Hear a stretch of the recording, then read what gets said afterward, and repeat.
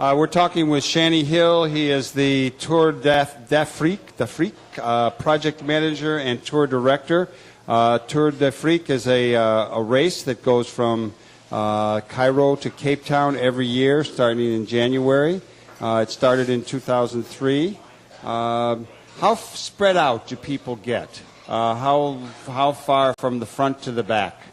Yeah, they get quite spread out through the day. Each day we have a set destination. So the night before we'll show them on a whiteboard the route for the day, and then they'll cycle at their own speed to camp. And it's on average about 125 kilometers, or got to think in miles, sorry, 85 miles approximately per day. And the fastest riders, the guys who really race it every day, would often get into camp around 1 or 2 in the afternoon, and then the slowest riders would be another 3 or 4 hours away, just getting in before dinner and before dark. So we try to be inclusive. We try to have people of all skill levels come along. The people who really struggle are not necessarily the ones who are the least fit or the slowest, but the ones who let themselves get frustrated with the unexpecteds that come up on these sort of trips. That's what I'm looking for. Give me an unexpected.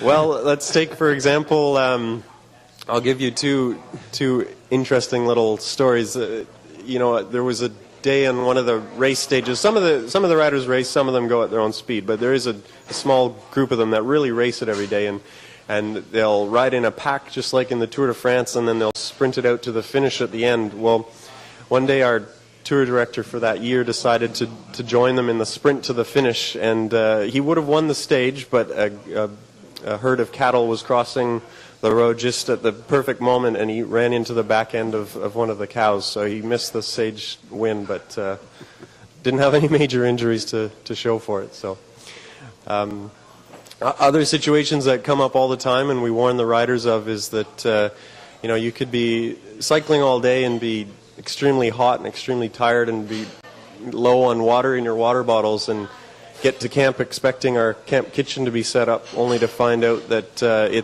it's broken a spring 20 miles back and won't be at camp for another 3 hours. So you're kind of just stuck out in the heat for another couple hours after a long, arduous day with no food and no change of clothes. So, well, on the Tour de Frique, are there both men and women? Yes, there are. I think the average of females has increased each year, but right now it's sitting around 35% females. Well, that's I would a chunk say. Of women. Yeah, it's great. It's really good. And where do people come from? I mean, you get them from all over the world? Are they from Canada, the States? Where? Yeah, all over the world. I think the biggest group of them would be from Canada, where our office is based, and then all over the English-speaking world, from Australia, South Africa, Europe, especially the UK, and we've had a few African riders join us. The entry fee for the tour is something that's preventative for a lot of the African riders, but we try to have as many African riders join us at least for a couple weeks at a time as we can, and that's always great. And what would the entry fee be?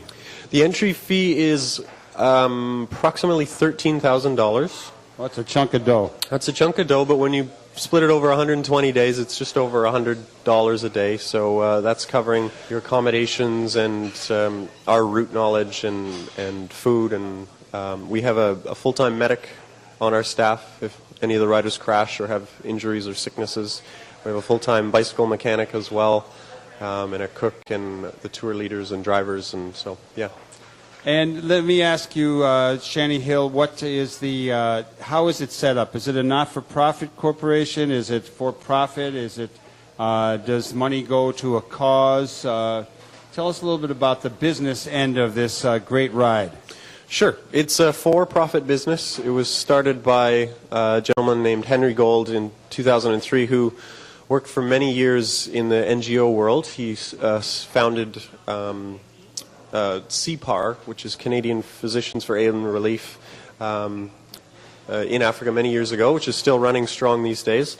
So he has a background in non-profit, and so with the Tour d'Afrique, we've always had with it the Tour d'Afrique Foundation, and so we raise money through that and through our riders to donate bicycles to healthcare workers throughout Africa. So we'll have donation ceremonies in 3 or 4 spots along the route. And I think this past year we donated 200 bicycles along the route. And the way it works is these healthcare workers often need to travel great distances into very remote regions from the towns they're in to treat AIDS patients and patients of other illnesses. And the bicycles triple the amount of people they can see in a day, almost literally, because if they weren't on the bicycle, they'd be walking there.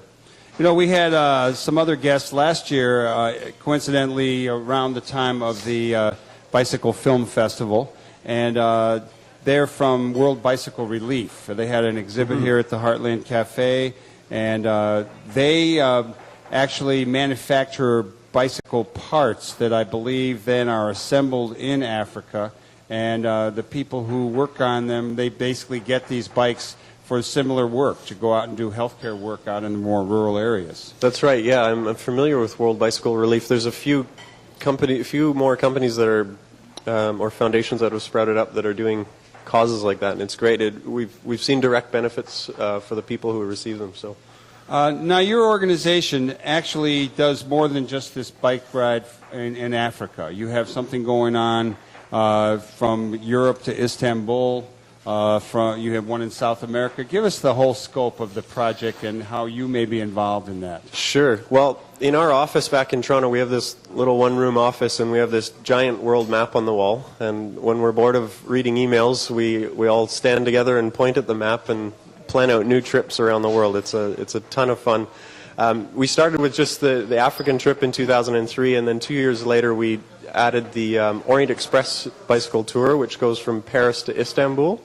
And then 2 years after that, we added the Istanbul to Beijing tour, which follows the ancient Silk routes. So that's a fantastic trip, which I led last year as well. It goes through a lot of the Central Asian republics, places I never imagined I'd ever travel to, like Kyrgyzstan and Tajikistan and places like this, which were really fascinating.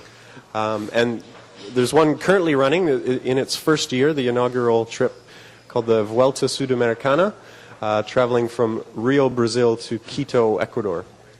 Now, you've been on a couple of these. I have, yeah. You've been on the African ones, you've been on the one going to China. And the one in Europe as well, yep. So give me your most positive experience, like what you ran into along the road that really sticks in your mind. And then I'm going to ask you what's the most harrowing experience you had. Okay. Okay, take it away, Shanny. All right, well, I think the most positive experience for me, I love traveling to Africa, and it's still my favorite trip of the ones we do. One of the first times I went there, I was on the bike one day. I wasn't going ahead to arrange things, so I had a chance to cycle with the riders. And I was having a really, really tough day on the bike. I was extremely tired and had ran out of much food, so I was hoping to get to the next village to restock.